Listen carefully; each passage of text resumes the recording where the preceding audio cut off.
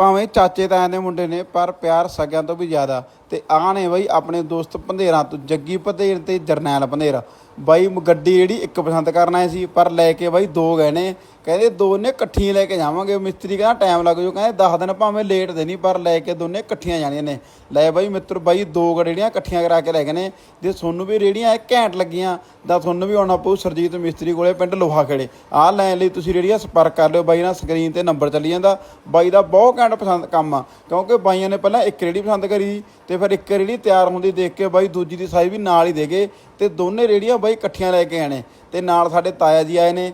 ਮੈਂ ਭੰਦੇਰਾ ਪਿੰਡ ਨਾਲ ਵੀ ਆਪਣਾ ਬਹੁਤ ਪਿਆਰ ਹੈ। ਆਪਾਂ 2-2.5 ਸਾਲ ਭੰਦੇਰ ਨੌਕਰੀ ਕਰੀ ਆ ਤੇ ਸਾਰੇ ਪਿੰਡ ਨਾਲ ਆਪਣਾ ਦਿਲੋਂ ਪਿਆਰ ਹੈਗਾ। ਤੇ ਇੱਥੋਂ ਦੇ ਬਈ ਭੰਦੇਰਾਂ ਦੇ ਹਰੇਕ ਬੰਦਾ ਬਹੁਤ ਘੈਂਟ ਨੇ, ਬਹੁਤ ਆਪਣੇ ਯਾਰ ਨੇ। ਇੱਥੋਂ ਡਾਕਟਰ ਸੋਨੀ ਵਰਗੇ, ਗੰਨੀ ਭੰਦੇਰ ਵਰਗੇ, ਨਿਸ਼ਾਨ ਵਰਗੇ ਬਹੁਤ ਵਧੀਆ ਬੰਦੇ ਨੇ, ਰਾਣੇ ਸਰਪੰਚ ਹੋਰੀ ਬਾਈ। ਤੇ ਸਾਰਿਆਂ ਨਾਲ ਆਪਣਾ ਪਿਆਰ ਹੈ। ਤੇ ਆਹ ਬਾਈ ਆਪਣੇ ਕਰਕੇ ਜਿਹੜੀਆਂ ਲੈ ਗਏ ਨੇ।